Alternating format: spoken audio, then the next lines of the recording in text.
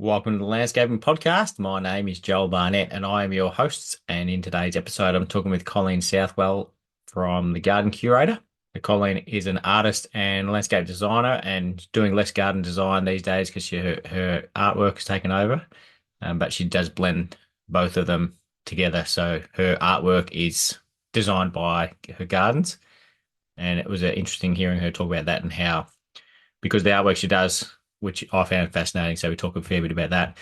But it's botanical items made from paper, so like 3D paper. You need to see it to believe it. So check out her Instagram at the Garden Curator. But to make those detailed figures, she's got to really look in detail at plants and flowers, and so yeah, it was good hearing how those two related. And she's still doing landscape design workshops, and I liked hearing how she talks about teaching people how to design for their style, not to replicate a designer. So she teaches people how to think differently about a garden and input their own preferences in there. And I'm not sure if it's going to be a reassuring thing for people who have realised that they aren't charging enough for landscape design. But Colleen started studying ag and business when she left school. So she studied business, and then when she started doing landscape design, she was doing hand drawn designs. She admits that she wasn't charging enough for it as well. So even people who have studied business don't charge enough for their design. So you're not alone if you're doing that. But love talking to Colleen on this episode, and particularly love her artwork. And yeah, it's just can't get enough of it. So hopefully you enjoy this chat with Colleen Southwell. Colleen, thank you for joining us on the Landscaping Podcast. My first question for you is, how did you start in the industry? Probably a bit of a winding path, I think, actually, Joel. So I studied agriculture and business. I did a degree in those when I first finished school at 17. And, at 17, I'm not quite sure. Some people know very clearly what they want to do and others don't. So I came from a very creative family. However, I think I still sort of thought that, perhaps that would be a sensible path to take. I'm very much a country person at heart. Grew up in the country, and so I took that path first. So I did that first, and then worked in regional community development for many years. So all over the place. So we spent most of the 90s on the Hay Plains, which is a place that's very close to our heart. But I did buy my first house there. And so that was the first garden of my own that I'd made. I'd grown up gardening with mum. Mum was always a very keen gardener. So that was kind of my first path. But then I think the thing that really changed was when we'd moved from Hay after spending many years there. It moved to Cooma, where my husband was managing a merino stud there called Hazeldean, which is a beautiful old property with a beautiful garden. And they're not far from Trisha Dixon's home at Babunja. And Trisha's writing was very influential. So at the time, she'd released a really beautiful book about Edna Walling, one of my great garden inspirations. And so I met Trisha and became engrossed in her books. And I think that was the beginning of the thought about starting to do something more with gardening. And then I think the next trigger really was moving again. We bought a farm at Canowindra, about an hour or so out of Orange. And I had my two boys at that point, and I couldn't manage the way that my previous work, the schedule and so on of it. There are lots of meetings, community meetings out of hours and traveling and different things. So I decided at that point to retrain in horticulture. And there was a fantastic horticulture course at the time through the TAFE College in Orange. Some brilliant teachers that were very experienced and had been working in the field for many years. And then, so that was really the thing that triggered it. And from that point, I went into doing garden and landscape design around this Central West area. And to coincide with that, we also bought the current property that we're on, built a house, and I started my third home garden. So it was the time I'd gardened at those two previous. I bought my first house in Hay, tiny pocket-sized garden, so I had to go with that. Made lots and lots of mistakes, as you do. I'm still making mistakes, but that's part of the process. But the garden here is about 2.5 acres. We're about 15 minutes out of Orange, beautiful gardening climate, not without its challenges, frost and snow and wind. We're hilltop, so we tend to get a bit buffeted by that. So it kind of, I think that creativity and that love for the garden was always there. I'd grown up with it, and it just really came full circle from there. But my career path has since changed, shifted again. I'm still very involved with gardening, and I run workshops for particularly for country gardeners on home garden design. But I'm also a professional artist, a paper sculpture artist, which is in botanical paper specimens. And I had my first exhibition with that about 5 years ago, which sold out, and it just launched this whole different path again. But both of those fields, that certainly the design and garden making and my art practice are very, very much entwined. I can't really tease them apart. They're kind of one and the same, really, and one feeds into the other. Yeah, I was keen to talk to you about the art that you do because it's absolutely stunning and it's phenomenal that it's just made from paper. So how do you make those pieces? Yeah, so every piece is made entirely from paper. I use some very fine jeweler's wire for the roots of plants. So they're a little like for anyone of your listeners who's gone through horticultural training and went through that process of pressing herbarium specimens, that sort of triggered the idea. But these are a little more three-dimensional than that. So they're completely made of paper. I draw with very, very fine pigment pens, every element, so every leaf, every petal. I do some insects and fungi and those kinds of things too. And then I cut them each individual piece out with embroidery. So embroidery scissors, really tiny scissors. Turn the pieces over, do the same drawing and painting on the other side, and then assemble them and pin them to the backing paper with entomology pins, so insect pinning pins. So they're very, very fine, like hair. So you see that shadow behind the pieces. So, the smallest pieces are probably, in say 20 centimeter frames, but I did a piece. My biggest piece is hanging in a hotel on Fifth Avenue in New York now, which is exciting. And there were over 1,000 leaves in that piece, and the same in flowers. And it was like walking through a prairie landscape. So I had to research those plants in order to construct them. And the more you look, the more you see. There were, insects and spider webs and all sorts of things in that. So very time consuming. I think I've picked the most time consuming art form possible. But the thing that's lovely about it is that it really forces me to look closely. And as a designer, often you're standing back and looking at a big picture.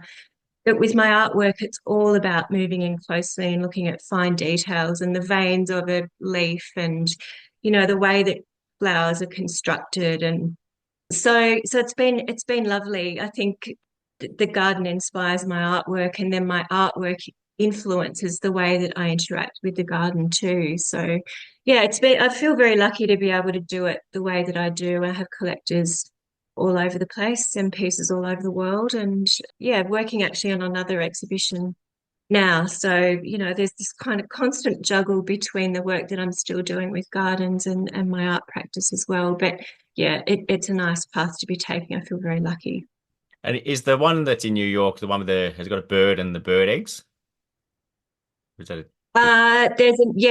There's a nest in it with eggs, and I have done birds too, which are completely three-dimensional. And I use for them a Japanese paper that paper conservators use for repairing, old things like pop-up books or old documents and so on. And you can tease the fibers of the paper out. So it's almost like hair. So I've been able to use, find these different materials to work out different ways of coming up with the structures that I need. But there's also engineering in a tiny scale in those things too. I'm working on some completely three-dimensional pieces at the moment, and working with stainless steel wire and wrapping those like as stems of plants and wrapping those with silk thread and these fine papers. But I'm needing to think about how they are going to be standing. They're so delicate and so fine. So it's it's building a garden on a completely different scale and with different materials, but it's still, in the structure of it still needs to be sound. Yeah. Yeah, especially if you're sending it overseas. I'm gonna be freaking out after you send it how it's gonna get there. Oh, yeah, sending that New York piece was a nightmare. I have to tell you, my son and I took it. We just managed to fit it into the back of my car with all the seats folded down, and we drove it to Canberra to the company that freights work in and out of the National Gallery, and they'd made a crate to package it in to send it. So I was dealing with an art agent who was based in Paris. The logistics person was based in Cyprus. It was being sent to LA, but the client was in New York. And I'm here in my little tin studio in rural Australia. It's kind of, it was all a bit crazy. But the freight guy came out with a carpeted trolley and white gloves and kind of lifted it out of the back of my car, where there's usually enough leftover compost and potting mix in the back of my car to grow a crop of potatoes in it. So it was quite a funny process. But yeah, there were a few issues then with getting it out of customs at the other end, and a few threats at, all hours of the morning that it would be sent back if things weren't resolved. But we got there in the end and it's hanging. And I was invited to the opening of that hotel where Sarah Jessica Parker poured champagne into a 1500 glass champagne tower, but I didn't get there, unfortunately. I think I'd have been a little bit too nervous about knocking over that champagne tower. I watched images, but I wasn't there in person. And I get all my paper from Officeworks, but I assume that's not where you get yours from. No, no, if you just, I print my invoices on Officeworks paper. But the rest of it's mostly watercolor paper and all kinds of, things that again come from all over the place. But it's like no different to working, I imagine, with landscaping materials that different papers behave in different ways, and I've learnt over time how to manipulate them and how far I can push them, before disaster happens and the whole thing ends up in the bin. And has the style that you do got a name? No, that paper sculpture's probably, which still doesn't quite seem right, Yeah. but it's probably the closest thing. And I have looked, there are people who do botanical paper work, but I have looked and I haven't found anyone who's doing anything, quite like this. So I think that's probably been, lucky for me, the reason why it's been successful, because it is a bit different. And I think also because it actually draws people in, you need to move in closely to look closely at the work. Whereas often in a gallery situation, you're standing back from artwork. And it's that same thing, as we were just talking about with the garden, that, it pulls you in to look closely at that detail. And it's the reason why I don't actually do any color in my artwork too, because color is the first thing that you see and it's the first thing that registers. And it also tends to divide people. People either, think back to a school playground and it's one of the first questions that kids ask each other, what's your favorite color? So people either love a color or they hate it. So I don't use any color. It's all about the structure, all about the pattern, the shape and the form of those plants. And I'm not often replicating plants completely, but rather just getting ideas from the way that they're put together and the lines and shapes and things that I see. So yeah, it's a lovely thing to do. Quite a meditative process, but it's quite intense, very still. So I have to try and break my days with getting out into the garden so I don't completely end up like a question mark at the end of every day. So yeah, it's good. Weather like this, the garden pulls me out, so it's good. Yep. So, and how long did that one in New York take you to do? It took about 4 months to do.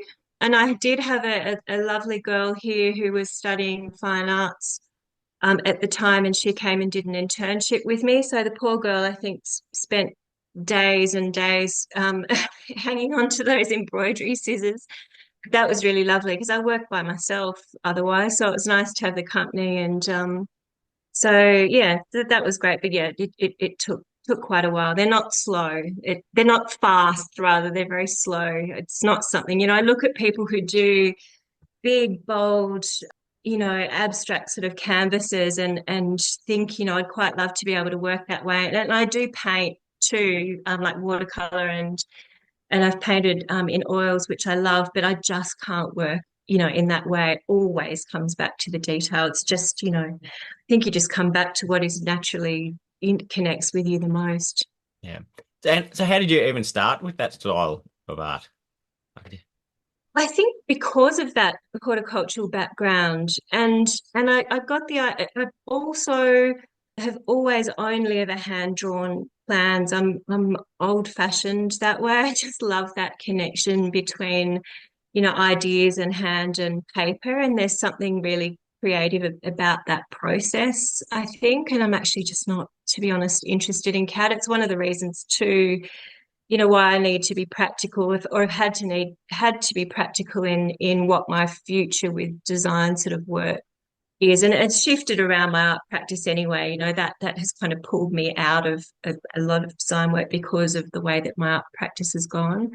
But I loved that process of collecting herbarium specimens. I still press plants every now and again, and I've, if you saw my studio, it's just littered with bunches and bunches of dried dead stuff that's come out of the garden, that, things that I've picked. And I love plants. I have a lot of perennials in the garden here, and I love plants just as much for that dried sort of sculptural form as for the, when they're in kind of full luscious bloom.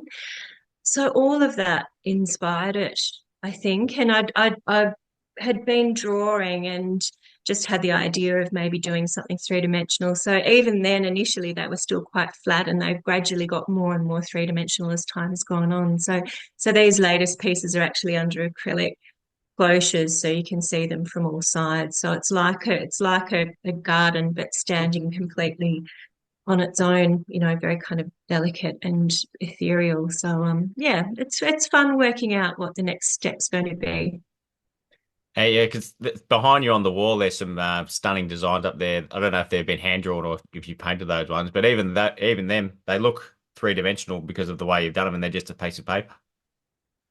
Yeah, so they are hand drawn and watercolored. So it's something that I have thankfully been able to do for clients over the years who've wanted that artwork to go on the wall as well. And I think it's been lovely because it does help people. I know you can do that with CAD, but it helps people to visualize how things are going to look. It helps me visualize it too. I was listening to one of your other podcasts talking about, it's a completely different way of thinking, looking at something, flat on a piece of paper and then actually bringing it up into 3D. So, yeah. And so I still every now and again, actually, I just had someone speak to me this week about doing an aerial painting of their property. So every now and again, I do that. It's a lovely thing to do, add into the mix. And yeah, it's been fun. So, yeah, I've just always had to make, I think, and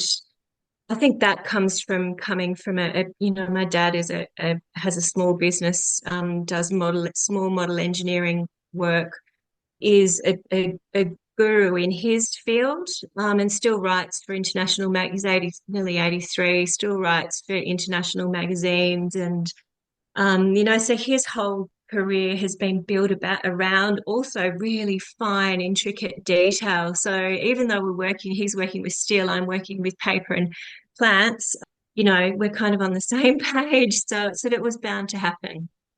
Have you reached out to him and asked how you would do a certain thing, like when you're making yours? Yeah, I have. I have actually, and he's given me samples of, wire and things that I could potentially use. Yeah, we do talk about it. So, and he's always been he and mum, I lost my mum in March.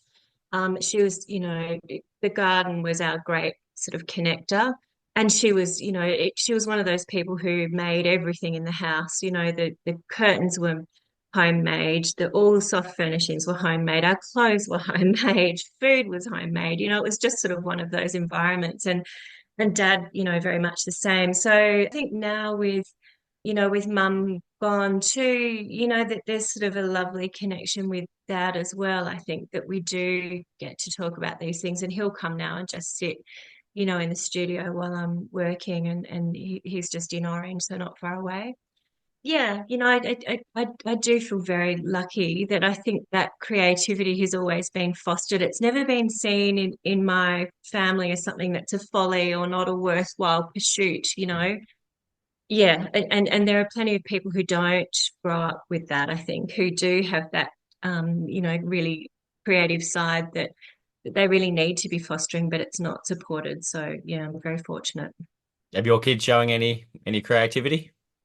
Yeah, very much so. We have two boys. Charlie's 21, did a couple of years of microbiology and genetics at uni, decided he couldn't stand a lifetime in a lab, and is now going down the path of really wanting to get into digital set design for film, draws in very fine detail, really beautiful artist. And Edward, my youngest son, is actually about to go and study law, but he writing is his thing. He's a really beautiful, creative writer. So yeah, it's interesting, watching these things unfold with your kids. I'm hopeful, really hopeful that in the future, both of them, having grown up, understanding how much a garden makes a house a home. I'm hoping that both of them will be gardeners too, as time goes on. So even just talking to people recently about that with their older kids actually starting to show an interest now. And I think back to being younger and having that time when it wasn't so, prevalent in my own life. But I think as you get older and you start to create a home for your own family, you do realize just how lovely it is to have that sort of, have your home settled into a garden. It does make it feel grounded and it does make it feel like home. Yeah, yeah. I've mentioned her a few times on the podcast, but my daughter's an insane drawer. Like, just it like it blows me away what she Fantastic. can do, and some of it's just Yeah. like replicating other things. But she'll also like draw all over her hand, so it's like an amazing art on her hand. So t the teachers don't like it, but Yes. but it looks phenomenal. So yeah, it's It's interesting to see whatever she works out to do if it's a oh, creative industry.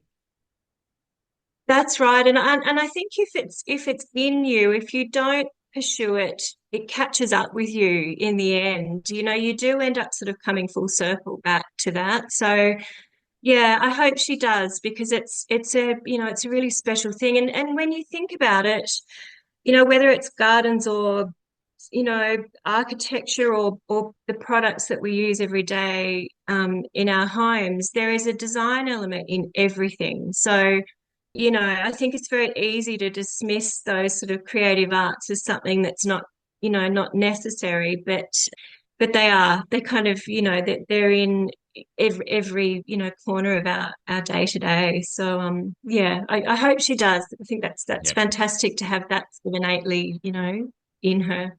Yeah, one of my sons also draws on himself, but it's literally just scribbling on his leg, so it's because he's bored. So it's not actually anything that's impressive at all. So there's good ones and Yeah, bad ones. Yeah. you never know where that might lead. You just never know. Yeah. With your garden designs, like whenever I think of like areas where are in orange and were in hay, it just blows me away how much more difficult it is to get plants because the weather's so much more extreme. So have you? I assume because you've grown Yeah. up there, that's just been natural for you to know what works and what doesn't. Um, to some degree, probably. I guess, when grew up around Orange, so yeah, and I guess watched mum and what she was planting and other local gardeners. We had a number of friends on properties too, and so many of those country women had amazing gardens. And I think there's a resilience about, gardening in rural spaces too. You're at the mercy of so many factors, whether it's, wayward livestock or kangaroos and drought and insect plagues and, all of those sorts of things. And you have to be adaptable. So you soon learn to repeat the things that work really well. There's a lot of lovely sharing between gardeners, I think, in those environments too. I can't tell you how many times I've, visited young and old gardeners, and you inevitably come home with a bootload of plants, wrapped in newspaper. And not a lot of them named. There might be a common name or a name that's been used by that family for that plant, but wouldn't have a clue what cultivar it was, or, but kind of doesn't matter. That plant ends up just being, the person named after the person that it came from. So there's story, I think, then woven into creating gardens that way. It does amuse me now living in a town the size of Orange where we have some, very big franchised sort of places to buy plants. It has definitely improved, but I have intercepted a few people looking to buy frangipanis, mangoes, and avocados in one of these stores in Orange. And there, unless you have a glass house, there is absolutely no way you'd grow those things here. I do, I'm fairly quiet and reserved, but I can't help myself, in a situation like that, just saying, excuse me, I hope you don't mind me saying, however, that's just not going to work here.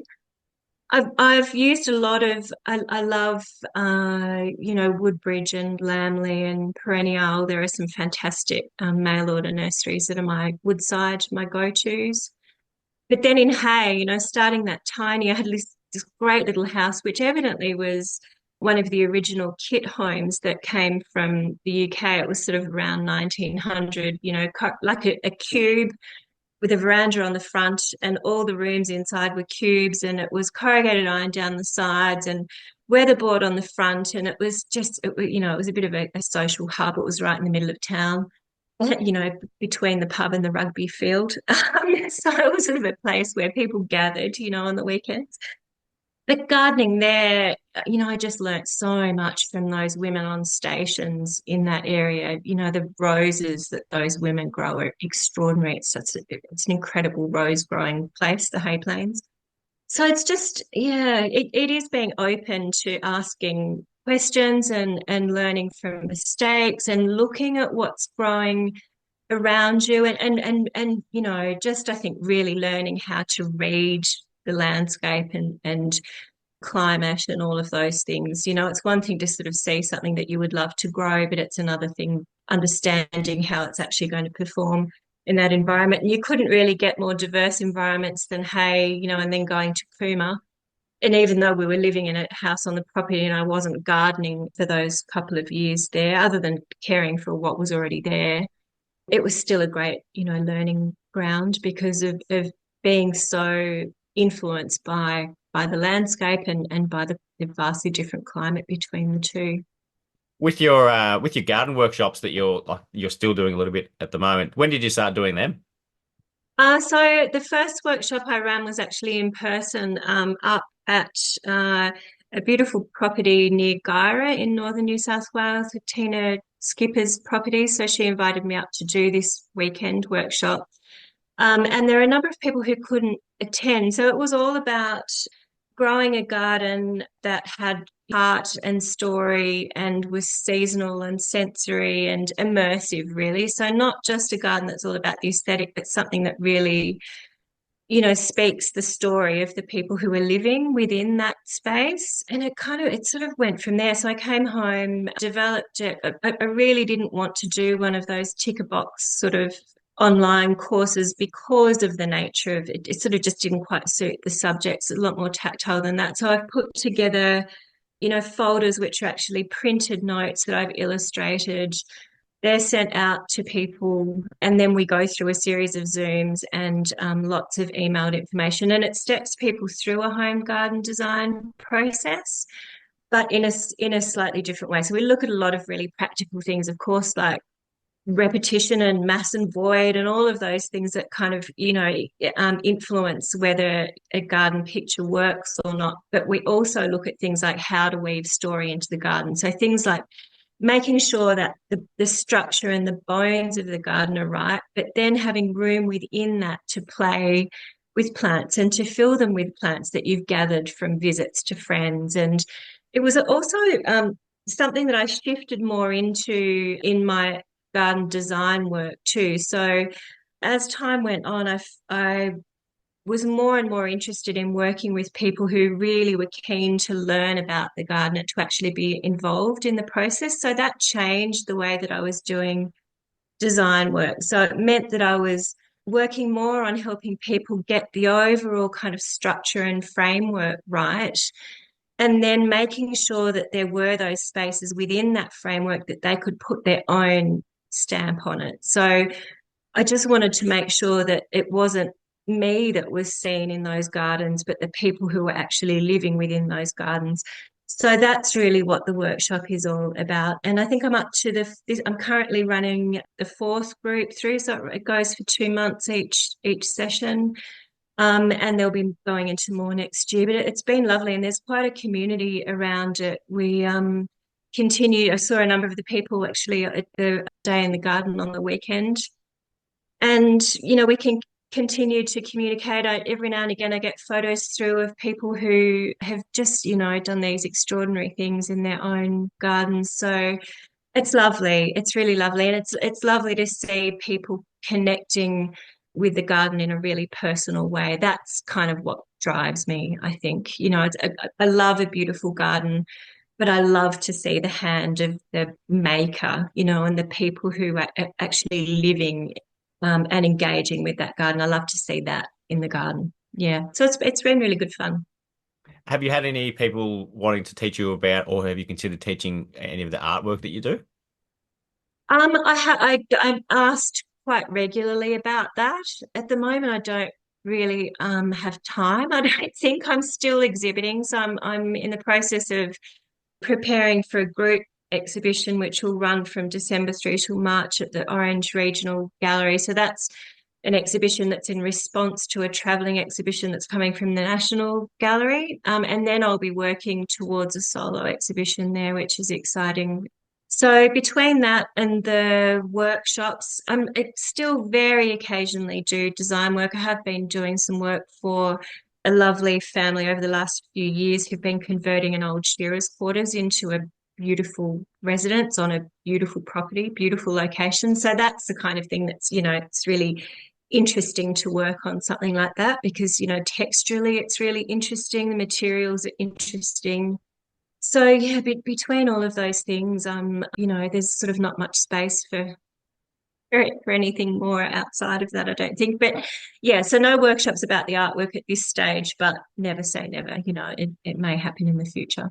It sounds like it'd be so complex to do though, because it's such a slow process and very fine. So if it takes a long time to do something, it's going to take longer to teach people to do that. So yeah, it seemed like it'd be a lot involved. Yeah, I think you're probably right. And I think too, because and I listened to another of your podcast interviews and I can't remember which one it was now, but a designer was talking about how different people have a different, it's almost like a fingerprint, in the way that they draw. And, I'm sure the way that I do it is very different. I could teach the basic skills of how I go through the process, but their work ultimately would be very, very different, which is actually a good thing, because everyone, you want to sort of develop your own style. It's something that can be really tricky in the art industry too, and there are lots and lots and lots of copycats out there. I'm sort of waiting for that, really. But particularly, with painting and so on, you see a lot of the same sort of artwork. There are kind of waves of different trends that come through, and one artist will start something, and then all of a sudden there are heaps of people copying that work or doing something very, very similar. It's a little bit more difficult, I think, with mine, which is probably good for me. But yeah, it would be interesting actually to teach it. It'd be interesting to see how different people interpret it. Yeah. Yeah. And with the designs that you do, how do you go about changes that people need to make considering you're doing the hand drawings?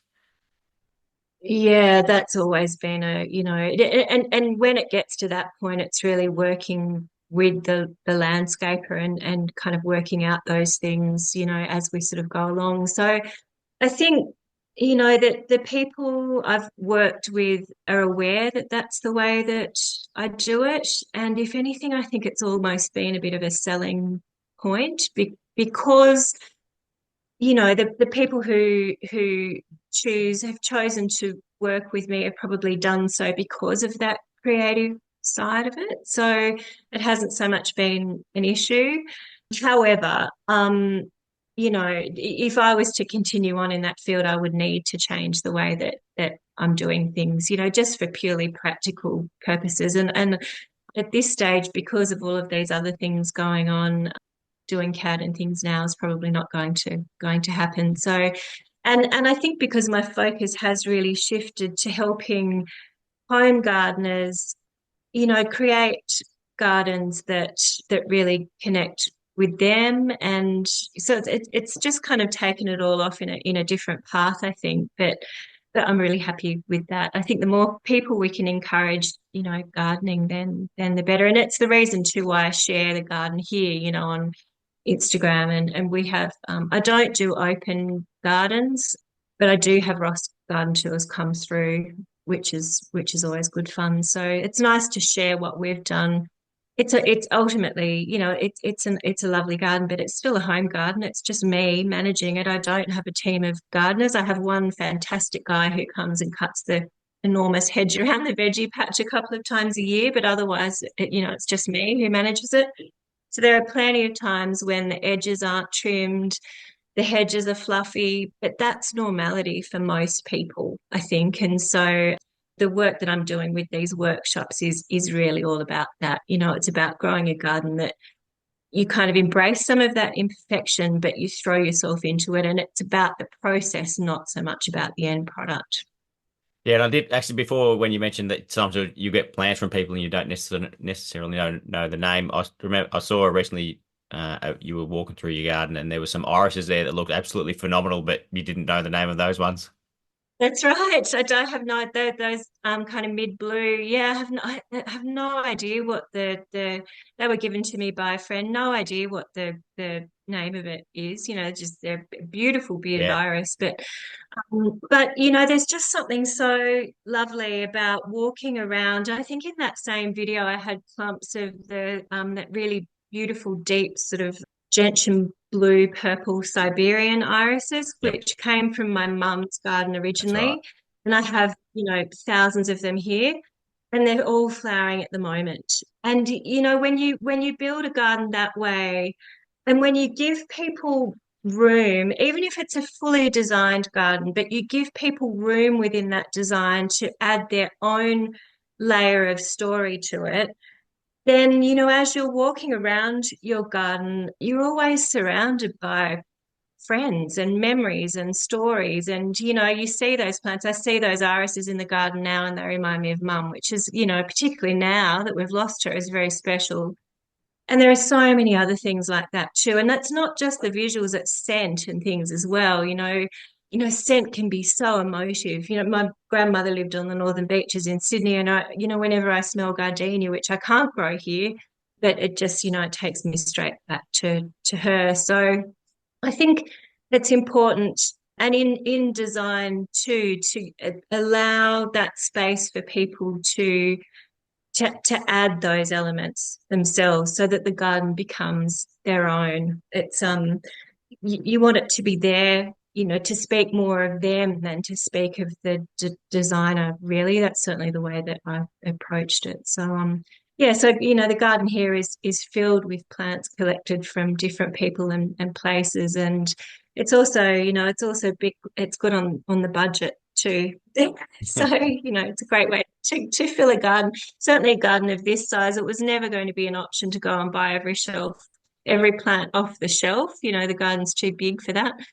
So it's been a case of collecting from friends, and the things that I have bought have been things that I can grow on, divide or propagate, replant, and just keep doing that until the garden's filled, which we've sort of eventually got.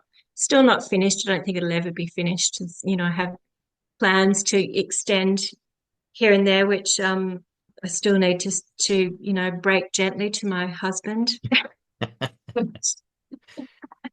But yeah, it's a lifelong process, isn't it? Yeah. It's and it's the process where there's just so much joy and pleasure, I think, in that. It's not just about that end result. It's about the path that you take to get there. Yeah, like I've never considered having irises in my garden, but after seeing those ones in yours, I thought, wow, I wouldn't mind seeing that pop up every season, every year. Yeah, those Siberian irises, I just love them. It's actually my favorite color in the garden too, that really deep sort of steely purple blue.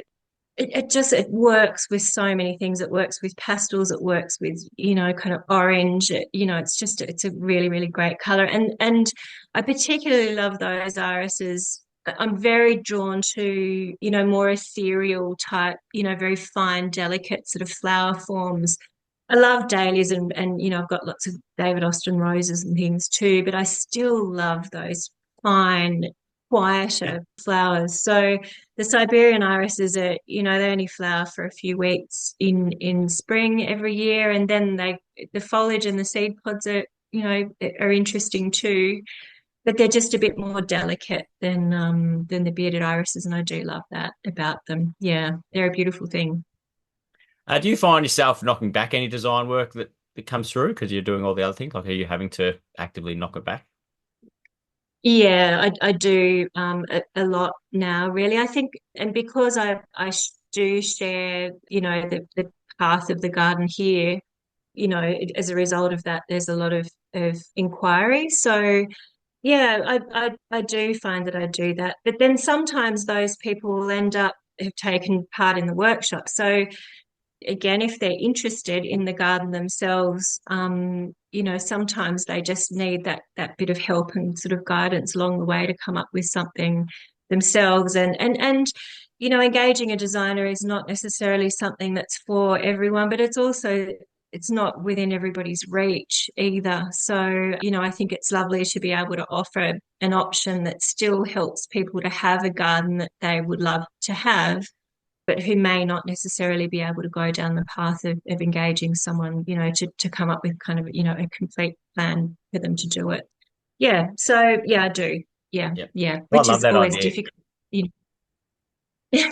I love that Mm. idea that people can get a lot more ownership in designing their garden as well, though. So, because if they're going to get some advice on you on how to put it all together, and then they've got a lot more ownership and they'll look after it better and get a lot more satisfaction out of it.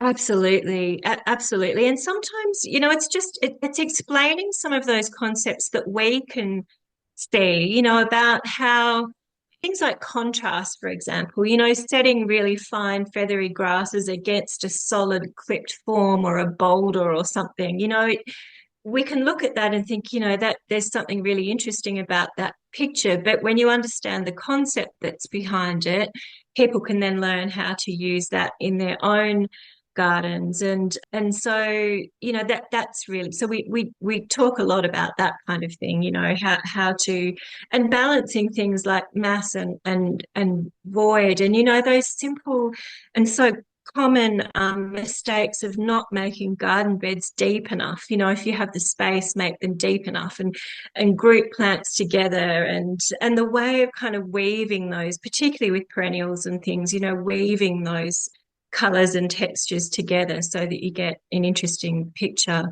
And even on the biodiversity side of it too, we do talk a lot about that. I'm passionate about that everything, and my family is too, that everything we do in the garden here is just as much for, the birds and the insects that are in the garden as it is for us. And so we've been very conscious of making sure that we build a lot of layers into the garden. So we go from, open tree canopy through all of those dense layers of thickety sort of shrubby growth, and then down to ground cover, so that we're catering for the needs of all of those birds. So when we built the house here, and we're hilltop and it's very exposed, and there was one old eucalypt in the house paddock, and a machinery, ugly machinery shed, but nothing else.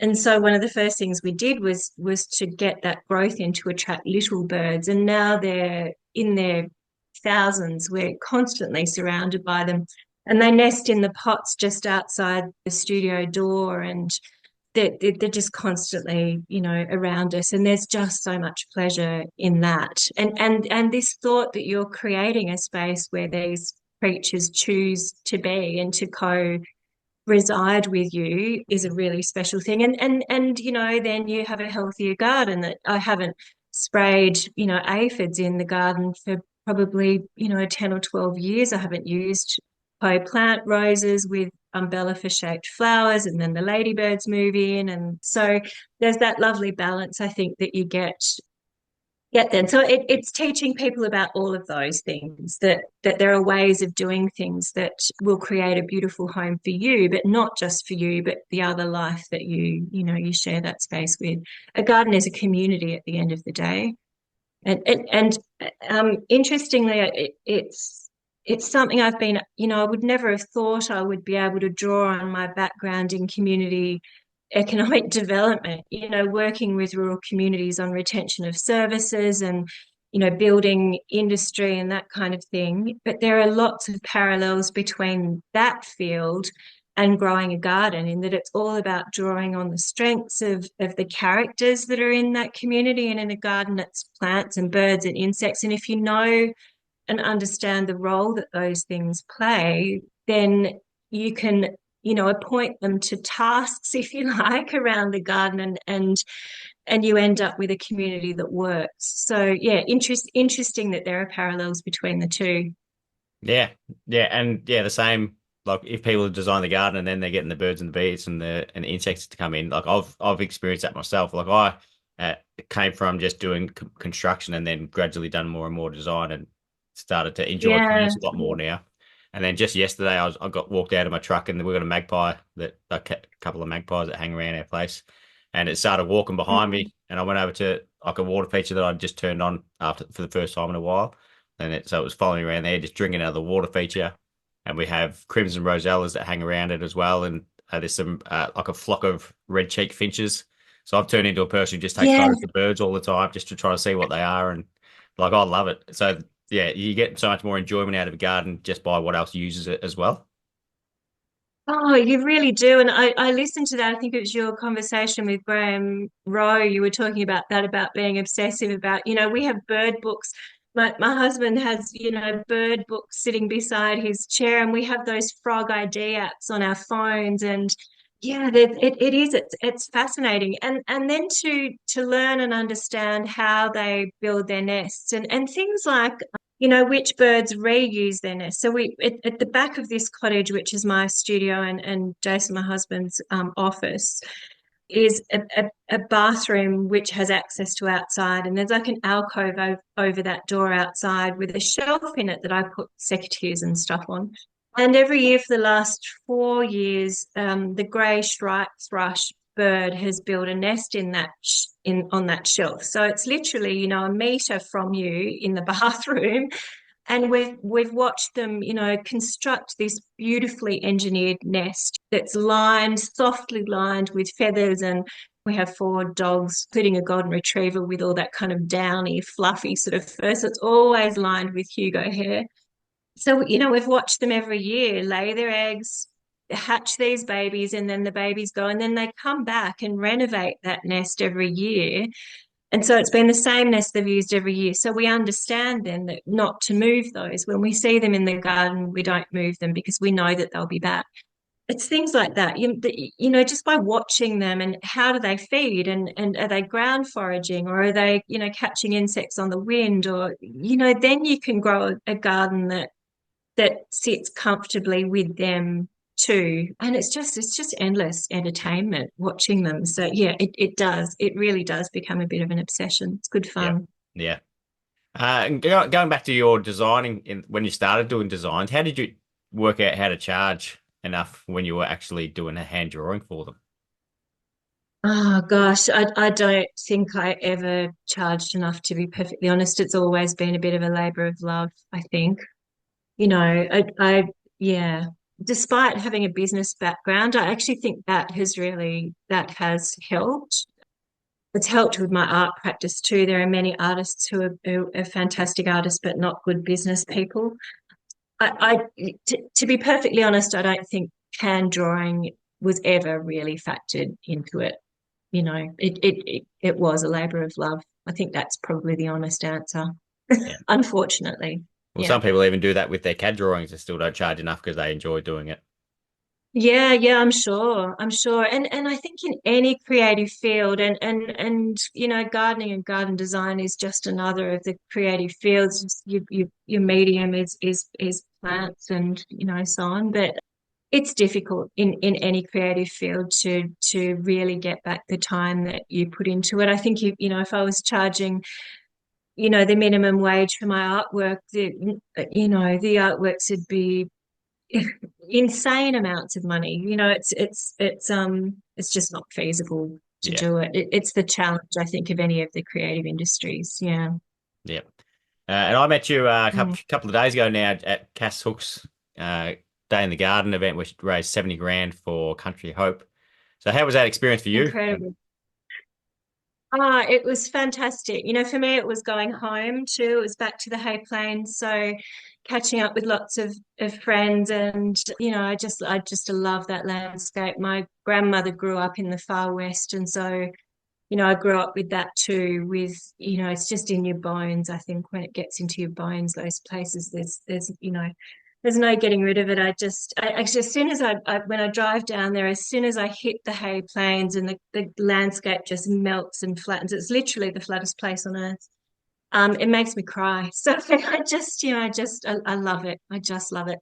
So just, that alone was great. But, being there and connecting with so many, like-minded gardeners and you and Ash and Chloe and Sarah and, all of the people who were there was really, really special. And Cass did such an amazing job pulling all of that together. And what a fantastic thing. It's a challenge in particularly in all rural communities. I think in all communities, but particularly in rural communities and remote communities to access services and health services.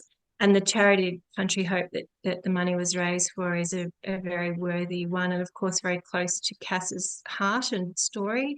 So hats off to her for doing that, and to everyone who was involved and donated. And gardens bring people together, I think, don't they? There's just something very special about it, I think. So it was great. It was fun. I've been, getting so many messages. Actually, I had someone last night send me a message and say that in my workshop she'd written down a heap of plants, but had sort of just written them down phonetically, not knowing how to spell them. And she was sort of joking about it, saying, "Oh gosh, I'm not sure what I'm going to do with that." And I said, "Just send me a screenshot a photo of your phonetic spelling, and I can look at it and know exactly what you're talking about." So I was able to decipher it.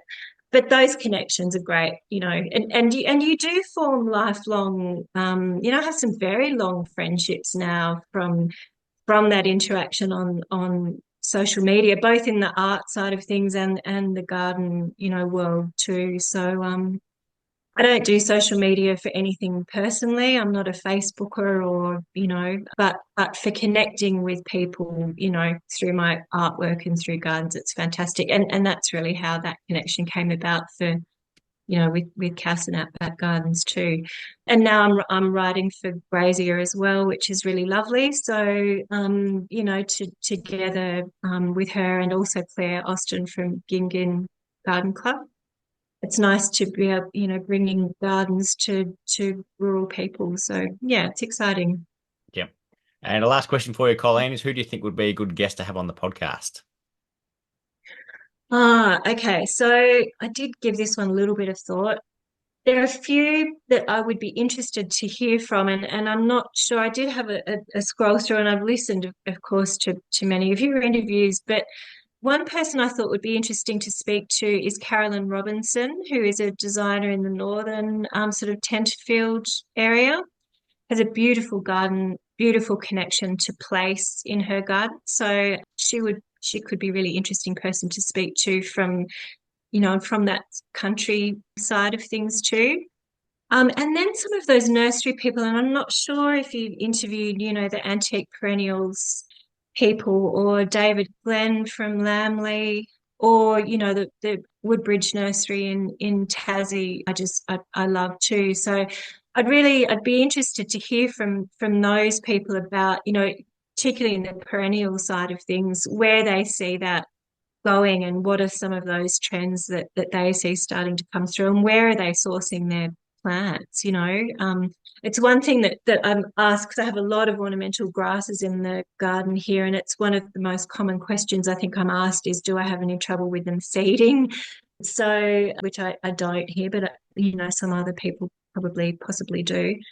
but yeah, I would just be really interested to know, how they go about trialing those things when they're bringing them into Australia and where they see that heading in the future, I guess. Yeah, I Mm. like that because I have spoken to a few nursery people, and one of the things I imagine is like so difficult to do is work out what people are going to want before they know that they want it.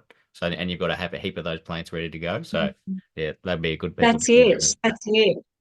Yeah, and especially with some of those perennial plantings too, when mass is so important, when you're looking at kind of grouping big numbers and yeah, it would be quite interesting to speak to them. I still can't help myself when I see new things, new perennials particularly. I always find a spot to put one or two in, give them a test run, and if I like them, then patch grows. Yep. Well, I can't thank you enough for coming on, Colleen. Absolutely loved having a chat to you and love the art side of the thing as well. So it's a bit different, but yeah, it's absolutely stunning what you do. So thank you very much for coming on and sharing your story. Thank you, and thanks for inviting me. I feel very honoured to be included, and it's been really lovely to meet you. I'm pleased to have made the connection. So it's great.